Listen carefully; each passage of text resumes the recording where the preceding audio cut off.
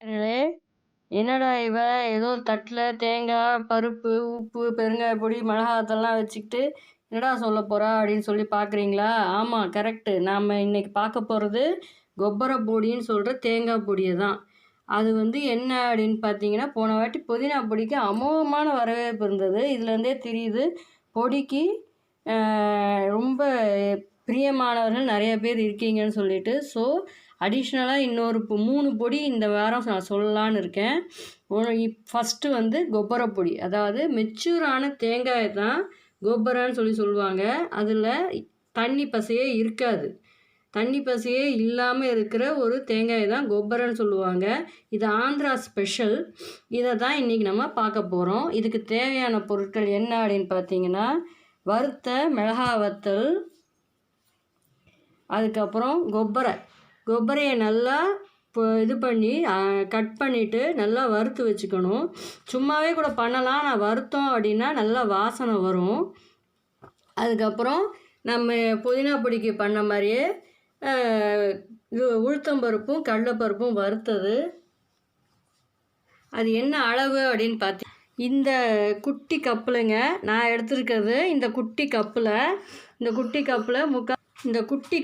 3/4 cup உளுத்தம்பருப்பும் அதை விட கொஞ்சம் கூட கடலைப்பருப்பும் எடுத்துருக்கோம். இதை பார்த்தீங்கன்னா புதினா பொடிக்கு வறுத்த மாதிரியே நல்லா வறுத்துக்கணுங்க. இந்த மாதிரி பொன்னிறமாக வறுத்துக்கணும், அப்போ தான் ருசி நல்லாயிருக்கும். அது போக உப்பு தேவையான அளவு, பெருங்காயப்பொடி தேவையான அளவு, இவ்வளோதாங்க இதுக்கு தேவையான பொருட்கள். இதை நல்லா வறுத்து அரைச்சிட்டு எப்படி இருக்குன்றதை நான் காட்டுறேன்.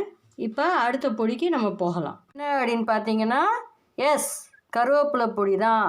போன வாட்டியே நான் சொன்னேன் இல்லையா வீடியோவில், கருவேப்பிலை பொடி நான் செஞ்சு காட்டுறேன் அப்படின்னு சொல்லிட்டு, அந்த கருவேப்பிலை பொடி தான். நம்ம மார்க்கெட்டில் கருவேப்பிலை வாங்குவோம், நிறையா வாங்குவோம். அது சமயத்தில் என்ன ஆயிரும் அப்படின்னு பார்த்தீங்கன்னா, காஞ்சிரும். அந்த காஞ்ச கருவேப்பிலையை எப்படி சமையலில் சேர்க்கறது அப்படின்னு சொல்லிட்டு விட்டுருவோம். அந்த மாதிரி காஞ்ச கருவேப்பிலையை ஒரு கவரில், இல்லை கொஞ்சம் காஞ்சும் காயாமல் இருக்கிறத நல்லா நிழல்லையே காய வச்சு ஒரு கவரில் எடுத்து வச்சுக்கிட்டோம் அப்படின்னா இந்த கருவேப்பிலை பொடியை நம்ம செய்யலாம்.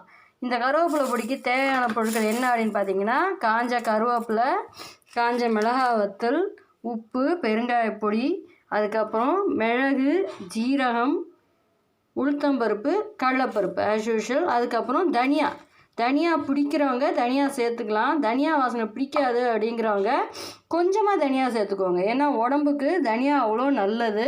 ரொம்ப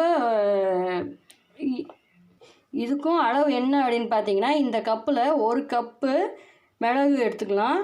இதில் 1 கப்பு எடுத்துக்கிட்டோம் அப்படின்னா 1.5 கப்பு ஜீரகம் எடுத்துக்கணும்.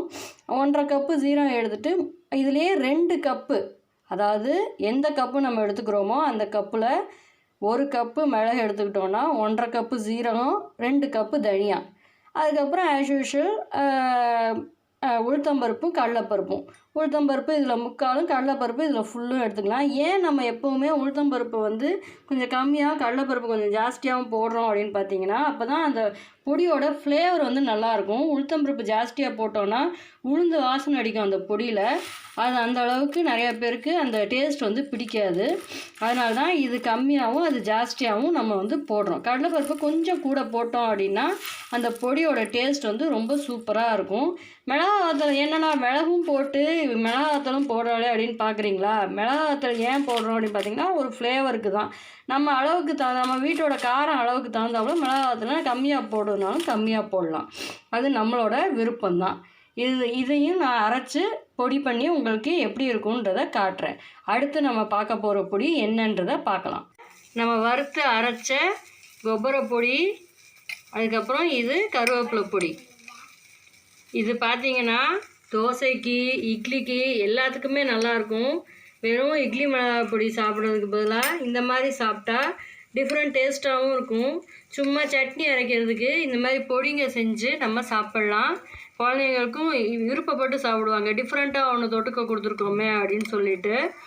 தோசை, இட்லி, சப்பாத்தி கூட இப்போ மாவோட இந்த பொடியை கலந்து சப்பாத்தி செஞ்சோம் அப்படின்னா சப்பாத்தியே டேஸ்ட்டாக இருக்கும். சும்மா அப்படியே வெறுமனவே சாப்பிட்றலாம், அவ்வளோ அருமையாக இருக்குங்க. செஞ்சு பாருங்கள், ட்ரை பண்ணுங்கள், லைக் பண்ணுங்கள், ஷேர் பண்ணுங்கள், சப்ஸ்கிரைப் பண்ணுங்கள். ஏன்னா அடுத்த பொடி நம்ம செய்ய போகிறது நான் முன்னாடியே சொன்ன மாதிரி வெள்ளைப்பூண்டு பொடி. அதுக்கு நிறைய யூஸ் இருக்குங்க.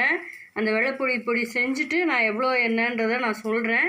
அதுக்கு மறக்காமல் சப்ஸ்கிரைப் பண்ணிங்கன்னா அந்த பெல் பட்டனை கிளிக் பண்ணிங்கன்னா நான் அப்லோடு பண்ணோன்னே உங்களுக்கு நோட்டிஃபிகேஷன் வரும். சரிங்களா? தேங்க்யூ.